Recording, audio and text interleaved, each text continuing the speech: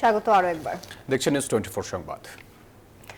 সংস্কার কাজ দ্রুত শেষ করে ডিসেম্বরে জাতীয় নির্বাচনের আহ্বান জানিয়েছে 12 দলীয় জোট। এদিকে দেশকে এগিয়ে নেওয়ার প্রত্যয় বাংলাদেশের সমাজতান্ত্রিক পার্টি। রোববার জাতীয় ঐকমত্য কমিশনের সঙ্গে বৈঠকে এমন অবস্থান জানিয়েছে দলগুলো। দুটি বৈঠকেই রাষ্ট্রীয় স্বার্থে সব দলকে ঐকমত্যে পৌঁছানোর আহ্বান জানান কমিশনের সহসভাপতি আলী রিয়াজ।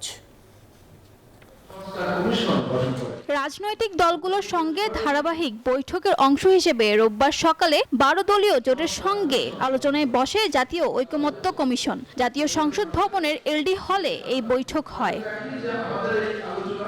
সূচনা বক্তব্যে কমিশনের সহসভাপতি আলী রিয়াজ বলেন, সবাইকে কিছু না কিছু ছাড় দিতে হবে, একমত হতে হবে রাষ্ট্র গঠনের মৌলিক বিষয়গুলোতে। জাতীয় ঐকমত্য তৈরির দায়িত্বটা কেবলমাত্র জাতীয় ঐকমত্য কমিশনের নয়। আপনারা যারা সংগ্রামে আছেন, আজকে আমাদের সাথে যারা কথা বলছেন, আপনারা আপনাদের সহযোগীদের সাথে কথা বলুন, অন্যান্য রাজনৈতিক শক্তির সঙ্গে কথা বলুন, কি করে আমরা এক জায়গায় আসতে পারি। বৈঠকে জাতীয় নির্বাচন ইস্যুতে নিজেদের অবস্থান জানিয়েছে 12 দলীয় জোট। জনগণের গণতান্ত্রিক আকাঙ্ক্ষায় বিলম্ব না করার দাবি তাদের।